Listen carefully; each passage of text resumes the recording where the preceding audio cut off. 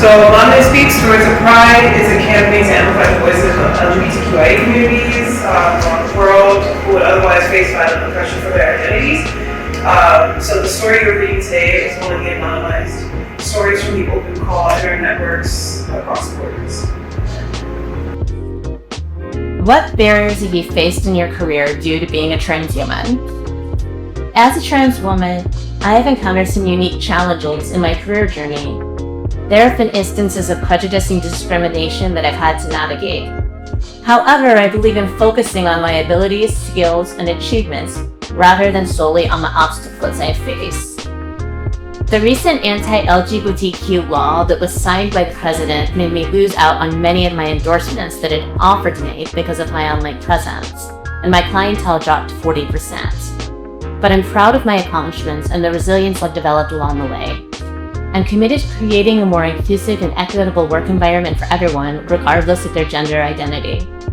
It's important to me to contribute positively to my field and inspire others to embrace diversity. Tell us about a time when you had to deal with a major crisis and how you dealt with it. A time of major crisis was when the anti-LGBTQ bill was proposed in Parliament. I got arrested with another trans woman friend of mine, and my brother and the police stated that it was a village person that went to them and told them that me and my friend, who was a neighbor at the time, we're gay and we're having sex with each other, and that they should arrest us before we spoil their kids. This led to us spending time in jail for 4 days, but we were rescued by lawyers. After that, I reached out to supportive friends and LGBTQ organizations and provide emotional support, guidance, and resources during this difficult time. I stayed informed about the specific details and implications of the anti-LGBTQ law. Understanding the law would help me navigate its potential impact on my life, as I had already started experiencing them. I changed houses and found an apartment in a less risky neighborhood and provided security directories to the guard so that I'd never faced with the same situation as before. I started engaging in self-care.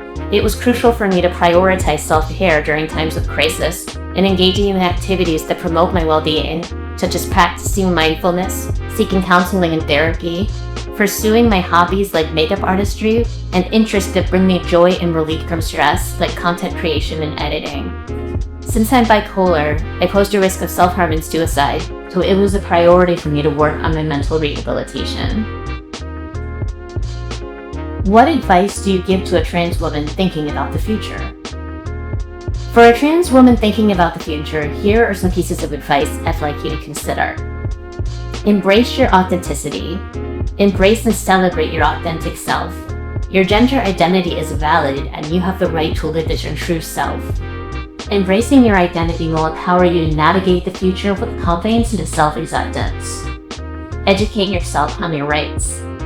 Familiarize yourself with the rights and legal protections available to transgender individuals in your country or region. Understanding your rights can help you make informed decisions and advocate for yourself effectively.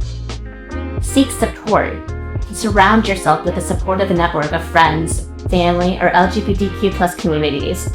Connecting with others who share similar experiences and provide emotional support, guidance, and a sense of belonging. Consider joining support groups or seeking therapy to help you navigate challenges and build resilience.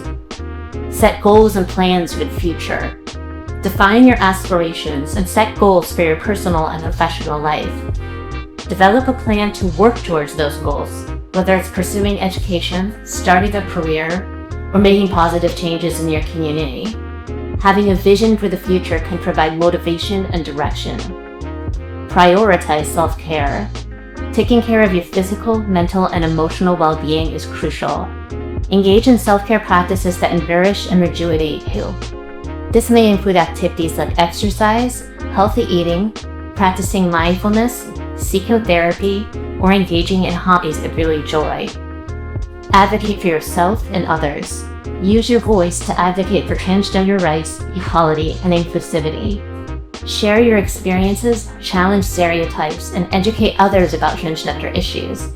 By advocating for yourself and others, you can contribute to a more accepting and supportive society. Most importantly, remember that everyone's journey is unique, and it's important to follow your own path. Seek out opportunities that align with your values and aspirations. Trust yourself and believe in your resilience as you navigate the future as a trans woman. Remember, I love you and I see you. What issues do you see holding trans women back in the community, and what can be done to address them and build a society that supports trans women? Discrimination and bias, transphobia, sexism, and gender-based discrimination significantly hinder progress and the well-being of trans women. To address this, advocating for comprehensive anti-discrimination laws and policies, raising awareness about transgender rights, and promoting inclusivity and diversity in all aspects of society can help create a more supportive environment. Most importantly, petitioning for the removal of the anti-LGBTQ+ law, because it's a backbone in all of these challenges transgender women are facing. Access to healthcare. Transgender women often face barriers in accessing gender-affirming healthcare, including hormone therapy, surgeries, and mental health support. Working towards healthcare equity, including better insurance coverage, increasing the availability of trans-affirming healthcare providers, and reducing stigma can help ensure that trans women have access to the care that they need. Employment and economic opportunities. Transgender women face discrimination and limited job opportunities due to their gender identity. Promoting workplace diversity and inclusion, implementing non-discrimination policies, and providing training and resources for employers to create trans-inclusive work environments can help mitigate issues. Education and awareness.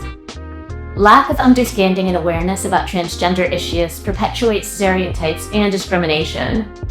Implementing comprehensive and inclusive sex education programs in schools, promoting transgender visibility and positive representation in the media, and conducting awareness campaigns can help educate the community and foster acceptance. Violence and harassment. I've realized trans women of color disproportionately experience the most violence and harassment. Combating this issue requires addressing systemic biases, advocating for hate crimes legislation, providing support services for survivors, and promoting cultural change through education and community engagement. Allyship and support. Building a society that supports trans women requires the active participation of allies. Encouraging allyship, promoting empathy and understanding, and creating safe spaces where individuals can learn and engage in dialogue can foster a supportive community. What are your plans for the future? My plans for the future are to have a successful makeup brand, Honey, an all-inclusive makeup brand that is dedicated to creating makeup products for everyone, regardless of who they are. I believe everyone is beautiful in their own unique way, and I want to see everyone playing with these products and enjoying them. Besides that, I want to work with movie directors and fashion runway show directors because I love doing special effects makeup. It makes me think out of the box and pushes my limits. So that's my plan for the future.